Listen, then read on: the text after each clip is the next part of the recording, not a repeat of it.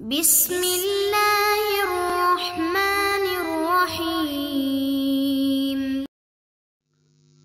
اعوذ باللہ من الشیطان الرجیم، بسم اللہ الرحمن الرحیم، صلی اللہ علی رسولہ الکریم وآلہ الاطیبین الاطہرین المعصومین۔ السلام علیکم ورحمۃ اللہ وبرکاتہ۔ طلاب کرام عزیز، کیسے ہیں؟ امید کرتے ہیں کہ آپ خیر و عافیت سے ہوں گے۔ جواہر البلاغہ ثالث بحث بدیع میں سے سبق نمبر 20 شروع کر رہے ہیں، جس میں عنوان قرار دیا گیا کتاب کی عبارت خاتمتن سے لے کر الاقتصاب تک۔ طلاب کرام عزیز، آج کے درس میں جن نکات کو محور گفتگو قرار دیا جائے گا وہ یہ ہے: نمبر 1، ناسخ کی وضاحت کی جائے گی جو کہ سرقات شعریہ میں سے ایک ہے۔ نمبر 2، مسخ کی وضاحت کی جائے گی۔ نمبر 3، سلخ کی وضاحت کی جائے گی کہ یہ اشعار کے اندر کس طرح سے ہوتے ہیں۔ آئیے عبارت کو ملاحظہ فرمائیں۔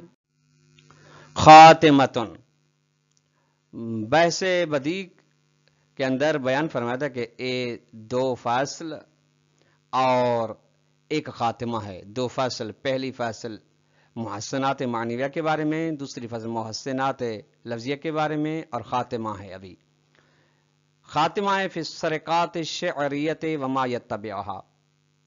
سرقات، سرقات سے لیا گیا، سرقتن چوری کو کہا جاتا ہے، یعنی وہ ان چوریوں کے بارے میں جو اشعار کے اندر انجام پاتی ہیں، اشعار کے اندر چوری ہوتی ہے، اور ان چیزوں کے بارے میں جو شعر کے ساتھ، سرقات شعریہ کے ساتھ تابع و ملحق ہیں، اس بارے میں خاتمہ ہے۔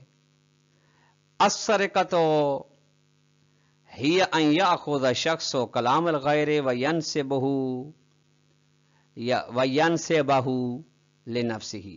سرقہ کا مطلب یہ ہے کہ ایک شخص دوسرے شخص کے کلام کو لے کر اسی کلام کی نسبت اپنی جانب دے۔ گفتگو، شعر، کلام دوسرے کا ہے، لیکن اس کے فرق نام اس کے اندر موجود ہے، تو نام کو کاٹ کے اس پورے کلام کی اپنی جانب نسبت دے رہا ہے کہ یہ میں نے کیا ہے، یا اس کے لیے اپنی جانب نسبت دے۔ وہی یہ سرقت ثلاثۃ انواع، سرقت شعریہ 3 قسم کی ہے: ایک نسخن، دوسرا و مسخن، تیسرا و سلخن۔ نسخ و مسخ و سلخ۔ الف، النسخ ویسمى انتحالا، پہلے نمبر پہ سرقات شعریہ میں سے ہے ناسخ، جس کا دوسرا نام انتحال بھی ہے، یعنی تبدیل ہونا۔ اب انتحال تو یہ لغوی معنی ہے، یہ اصطلاحی معنی ہے، ایزن یعنی انتحال بھی معنی ہے۔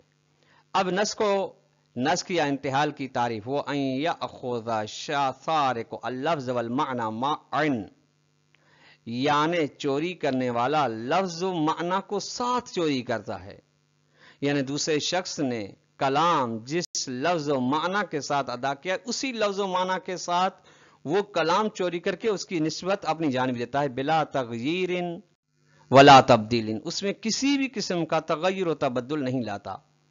اور بتبدیل الفاظ کلہا واضح میں مرادف ہے، یا تبدیلی لاتا ہے، تمام الفاظ کو تبدیل کر دیتا ہے، یا بعض الفاظ کو تبدیل کر دیتا ہے ان الفاظ کے مترادفات لا کر۔ فرض کریں ایک ہے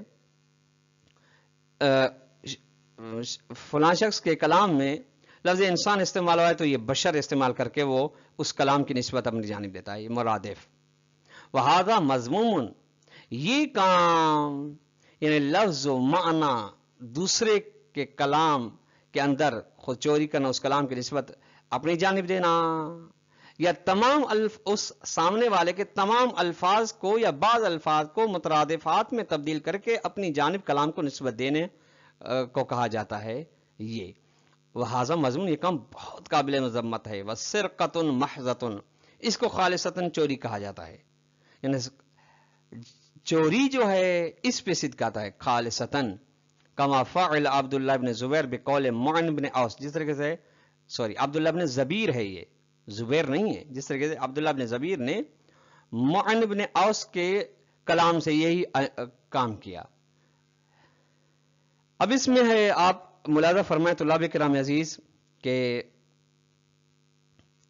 اذا انت لم تنصف اخاک وجدتہ علی طرف الحجران ان کان یعقل، کہ ترجمہ یہ کہ جب تم اپنے بھائی کے ساتھ انصاف نہیں کرو گے تو اسے خود سے دور ہوتے ہوئے پاؤ گے اگر عقل سے کام لے۔ وَيَرْكَبْ حَدَّ السَّيْفِ مِنْ أَنْ تُذِيمَهُ إِذَا لَمْ يَكُنْ عَنْ شَفْرَةِ السَّيْفِ مَدْحَلٌ، یا مدحلٌ بھی ہے کہ اس کے بجائے کہ تم اس پر ستم کرو، وہ تلوار کی تیزی کو مرکب بنائے گا جب تلوار کی تیزی کے علاوہ کوئی راستہ نہ ہو۔ اس میں طلاب کرام عزیز عبداللہ بن زبیر نے اس معن سے یہ تمام الفاظ چوری کیے ہیں۔ وَأَمَّا تبدیل الفاظ، یعنی ان میں الفاظ بھی اور معنی بھی عبداللہ بن زبیر نے معن بن عوص سے چوری کیے ہیں، اس سے لیے ہیں، یعنی اپنی جانب نسبت دے رہا ہے جبکہ معن بن عوص کے ہیں مترادف۔ وَأَمَّا تبدیل الفاظ بمرادفها، الفاظ کلام، الفاظ اشعار کو تبدیل کرنا ان کے مترادفات کو، یہ اسے کما فعل بقول الحطیۃ، جسے حطیہ نے کہ قول کے بارے میں شاعر نے انجام دیا ہے، دعل مکارم لا ترحل لبغیتها وقعد فانک انت طاعم الکاسی بھی ہے یا عکاسی بھی بعض میں آیا ہے کہ جس میں ہے کہ مکارم کو ترک کرو، ان کو حاصل کرنے کے لیے سفر مت کرو، بیٹھے رہو کہ تم کھانے والے اور پہننے والے ہو، چونکہ تم کھانے والے اور پہننے والے ہو۔ فقال الاخر، ایک اور شاعر نے کہا ہے، ذر المآثر لا تذهب لمطلبها واجلس فانك انت العاقل اللابس، کہ اقدار کو ترک کرو، ان کو حاصل کرنے کے لیے قدم مت اٹھاؤ، بیٹھے رہو چونکہ تم کھانے والے اور پہننے والے ہو۔ اب یہ عاقل اللابس، وقریب منہ تبدل الالفاظ بضدها، یعنی مترادف کی صورت میں تبدیل کرنا دوسرے کے کلام کو، اسی کے قریب ہے کہ الفاظ، دوسرے کے کلام کے الفاظ کو تبدیل کرنا ان الفاظ کی ضد میں، اس کے ساتھ رعایت نظم و ترتیب، اس کے ساتھ جب دوسرے کے کلام کے اندر جو الفاظ استعمال ان کی ضد استعمال کر کے اس کو اپنی جانب نسبت دینا، اس کے ساتھ ساتھ نظم کا بھی لحاظ کیا جائے اور ترتیب کا بھی، کما فعل بقول حسان، جیسے حسان کے قول کے ساتھ انجام دیا گیا ہے کہ بیض الوجوہ کریمۃ احسابہم شم الانوف من الطراز الاول، کہ ان کے چہرے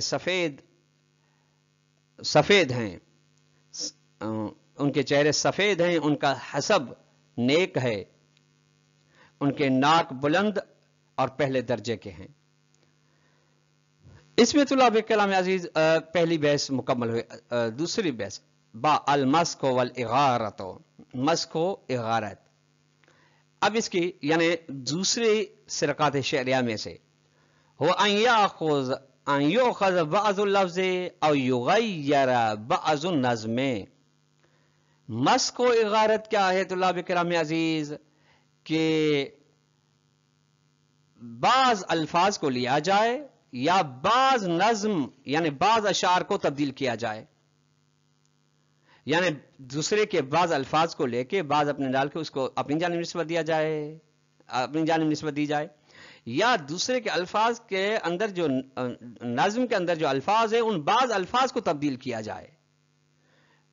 ان امتاز ثانی، اگر دوسرا کلام امتیاز رکھتا ہے بے حسن کا سبق روش، بہتر روش کے بارے میں، تو فممدون، تو قابل ستائش، نحو قول آخر ہے، جس طریقے سے ایک اور قول ہے من راقب الناس لم یشور بحاجتہ وفاز بطیبات الفات کلہ، کہ جو بھی لوگوں کی مراقبت کرے وہ اپنی حاجت تک پہنچنے کے لیے کامیاب نہیں ہوگا، اور دلیر شخص نیک و طیب چیزوں کو حاصل کر لے گا اور کرتا ہے۔ ما قول غیری، اس کے ساتھ دوسرا قول بھی ہے من راکب ناسمات ہمن و فاز باللذت الجسورو، یہ بھی ہے. یعنی دیکھیے اس کو چوری کیا گیا، اس صورت میں لایا گیا. فَإِنَّ ثَانِي اعذب و اکثر، یہ جو دوسرا کلام ہے یہ زیادہ لذت والا کلام ہے اور مختصر ہے. فَإِنْ امتاز الاول فقط، اگر جو اول جو کہ اول کلام ہے وہ ممتاز ہے، امتیاز رکھتا ہے، بس دوسرا نہیں تو فسانی مضمون، تو دوسرا مصرع مضمون ہے. میں تساوی، اگر پہلا اور دوسرا مصرع برابر ہیں تو فسانی لا یضم ولا یمدح، تو دوسرے مصرع کی نہ مذمت کی جائے گی نہ ستائش کی جائے گی. والفضل للسابق، اور جو فضیلت ہوگی، ستائش ہوگی، پہلے مصرع کے لیے ہوگی یا پہلے کلام کے لیے ہوگی. جیم آخری السلخ ہے، ویسمى المامن، سلخ ہے، سلخ کا نام دوسرا نام المام بھی ہے. وهو ان ياخذ السارق والمعنى وحده، چوری کرنے والا فقط دوسرے کے کلام سے معنی چوری کرتا ہے، لفظ اپنے لفظوں میں ڈھال کے پیش کرتا ہے. فإن امتاز ثانی، اگر دوسرا جو کلام ہے یہ امتیاز رکھتا ہے تو وہ ابلغ، وہ زیادہ بلیغ ہے. نہ وہ قول شاعر ہوا صنع ان یجعل فخیر وان یرث فلا ریس فی بعض المواضع انفع، کہ احسان، یہ ترجمہ اس شعر کا، احسان اگر جلدی میں ہو تو نیکی ہے، اور اگر دیر کرے تو دیر کرنا بعض مقامات میں فائدہ مند ہے، زیادہ فائدہ مند ہے. ما قول غیری، جبکہ اس کے ساتھ دوسرا قول ہے من الخیر بطء، یعنی اس مفہوم و معنی کے ساتھ دوسرا کا قول ہے من الخیر بطء صیبک عنی اسرع الصحب فی المسیر الجہاں میں، کہ کہہ رہے ہیں کہ تیری عطا کا ہم تک آہستہ آنا نیک ہے، تیزی سے جانے والا بادل بدون بارش بادل کی مانند ہے. یہ دیکھیے یہ اس کے ساتھ ملتا جلتا ہے، یہ اس کا معنی چوری، اس کا معنی چوری کیا گیا یا اس کا معنی چوری کیا. کہتے ہیں کہ اس شعر کے بارے میں جو ہے، اس شعر کا معنی ابو تمام سے لیا گیا ہے، لیکن پھر بھی اس سے بہتر ہے کیونکہ بات تشبیہ کے ساتھ اس میں پیش کی، لہذا یہ دوسرا کلام بہتر ہے. وہ امتاز الاول، اگر پہلا کلام فضیلت رکھتا ہے تو فسانی مضمون، دوسرا کلام قابل مذمت. وہ تماثل، اگر دونوں یک جہت ہیں، مشابہت رکھتے ہیں تو فہو ابعد عن الذم، یہ زیادہ بعید ہے مذمت ہونے سے، بلکہ قابل مذمت نہیں. کا قولی یہ کہ ولم یکن اکثر الفتیان مالا ولکن کان ارحبهم ذراعا، کہ یہ کہتا ہے کہ اس کی ملکیت جوان لوگوں سے زیادہ نہیں تھی، یعنی جوان لوگ زیادہ، اس کی ملکیت کم، لیکن ان سے زیادہ کشادہ ہاتھ تھا.